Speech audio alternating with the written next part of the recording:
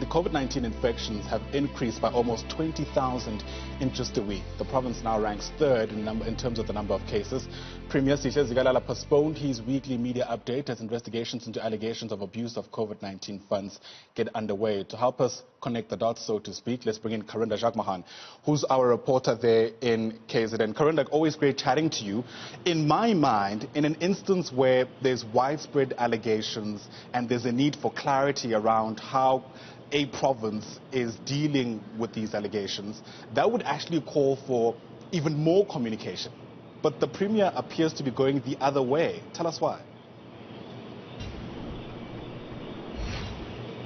Yes, good morning to you indeed. Well, various questions have been raised with regards to the alleged looting of COVID-19 relief funds. And since we are seeing more and more stories emanate from across the country, we're seeing various government officials really remain quiet. For example, here in KZN, that weekly Sunday media briefing was held almost religiously to communicate about how the province is faring with regards to COVID-19 statistics.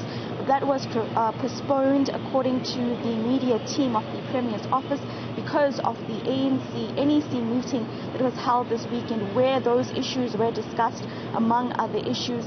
Now, just to quickly give you an update with regards to how KZN is faring in terms of stats, we are seeing surges once again, and this is a trend that many scientists have been speaking about, that KZN is slowly climbing up the ladder with regards to provinces that are infected. Just to give you an idea, last Sunday the province was standing at just over 64,000 infections.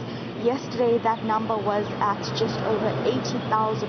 So you can see the high increases, the surges in the number of infections, as well as over 200 deaths over the past week. And this is a cause for concern, especially as the economy opens up. Now, again, just going back to that topic about the abuse of COVID-19 relief funds, in KZN we have one glaring case within the Department of Social Development. That's with regards to the procurement of blankets and PPE by the department, and that those irregular tenders amounting to almost 30 million rand, in which various high-ranking officials from the department, including chief financial officers, were fingered as the suspects behind the looting or abuse of these relief funds. The provincial treasury, who was investigating these claims, found that there were irregular process with regards to the awarding of tenders. Now, we're yet to hear from the MEC of that department, Koza, about how she is treating this report, which just really explains how various officials within that department have had their hand in the looting of these funds. She has been handed the report now to conduct disciplinary hearings for those officials. Now, the ANC in KZN has spoken about this, and they've raised concern about this, and we did ask them about the future of Koza as the political head of this department, and they say that because there's no indication in the report that emanated, the investigation report, that Koza had any wrongdoing or any involvement in these claims, that she will not be really taken to stand on these allegations. But we're still yet to hear from her, and we're still yet to hear on deadlines on how these allegations, these investigations will come to the fore, and when we will see the various suspects bring brought to book at the courts. Right. Now, as well, I must also tell you that investigation is underway at the Premier's office, in which 5 employees were arrested, including the chief financial officer. This with regards again to tender procurements, but not necessarily the abuse of COVID funds, but over tender procurements over the past 8 years. So those are the investigations we are seeing, and we really need to hear more from the officers in charge. Right. KZN was also in the news over the weekend for a different and perhaps related reason, but this has to do with the crime stats. We had learned from the police minister that KZN is now the new murder capital in the country. You'll be helping us make sense of this by speaking particularly to people within some of these crime hotspots. Give us an idea how you're planning to do that today. Indeed, well, over the past years, areas such as Inanda and Umlazi have been said to be crime hotspots, and again, we've seen that evident in the stats that are released.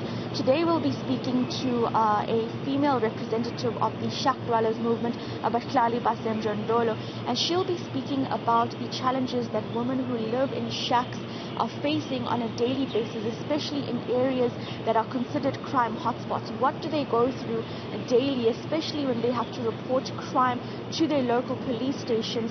What response are they receiving? We're also going to be hearing with regards to Women's Month about the role of female activists, especially in this regard, when we are seeing crime or the numbers, crime stats increasing to such heights here in KZN, where there are over 4,000 murder cases that have been recorded, as the minister stated in his stats. In this, I must tell you, at least 13 believed to be politically motivated, over 80 believed to be related to taxi-related violence. Now, we did see the KZN Premier and the Police Minister over the past month speak about the resuscitation of a task team that would investigate these various killings. This would be comprised of various political parties, police forums, as well as community members and activists. But we're yet to hear on what that task team has done so far. Have they made arrests? Are there any convictions that we can speak about? We've just been hearing about this resuscitation of this team. And like you said, at this point, it's time for them to come out to speak about the allegations that are facing them in terms of the KZN Premier, be it, or other forces within the KZN local government. So we do need to see over the week when they'll be speaking about this, especially because KZN is now considered the crime hotspot of the country. So we will be speaking, like I said, to various women about their reactions to this. Karinda Jagmohan, we're going to have to leave it there for now. Certainly appreciate you getting us into the picture. Karinda Jagmohan there, our reporter live to us from KZN.